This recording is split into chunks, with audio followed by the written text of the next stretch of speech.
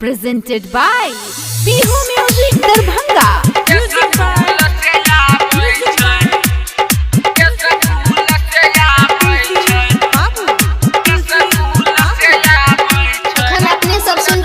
Bittu Malangiya entertainment के गे मैयो जाय छियौ हम पुल पर छौरी स्कूल से आबै छै। गे मैयो जाय छियौ हम पुल पर छौरी स्कूल से आबै छै। गे छौरी स्कूल से आबै छै। गे छौरी स्कूल से आबै छै। त लगलै ओ करे से ई दिलावा छौरी स्कूल से आबै छै। गे मैयो जाय छियौ हम पुल पर छौरी स्कूल से आबै छै। डीजे बिट्टू मलंगिया मधुबनी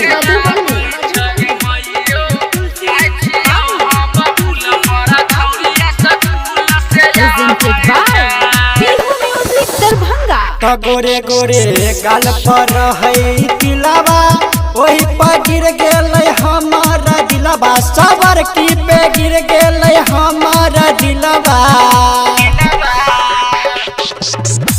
त गोरे गोरे गाल पर है तिलवा वही पे गिर गेलै हमारा दिलवा। सबर की पे गिर गेलै हमारा दिलवा।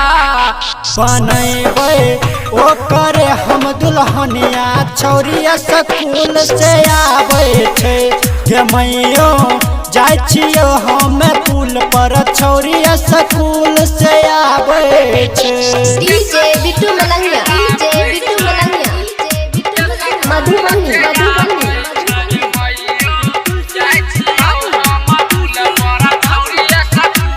Presented by Bihu Music Darbhanga. त देखै छियै हम रात का सपना केना बनेबै हम ओकरा अपना। गे मैयो बनेबै हम ओकरा अपना। त देखै छियै हम रात के सपना केना बनेबै हम ओकरा के अपना। गे मैयो केना बनेबै हम अपना। रहै छी रात रात भर जागल छौरी स्कूल से आबै छै। गे मैयो जाय छियौ हम पुल पर छौरी स्कूल से आबै छै। डीजे बिट्टू मलंगिया मधुबनी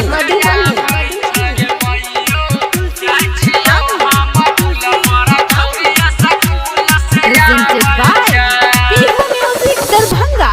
रंजीत धनंजय गाबै छै गाना केतनो करै छियै हम माना। गे मैयो करै छियै केतनो माना। प्रेमी गाबै छै गाना केतनो करै छै एकरा माना। गे मैयो करै छै एकरा माना। त शिवजी बजबै डीजे पर गाना छौरी स्कूल से आबै छै।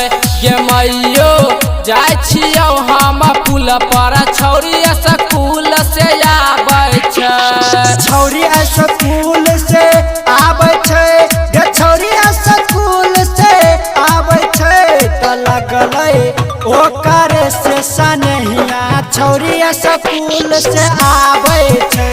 गे मैयो जाय छियौ हम पुल पर छौरी स्कूल से आबै छै। Presented by Bittu Malangia Entertainment.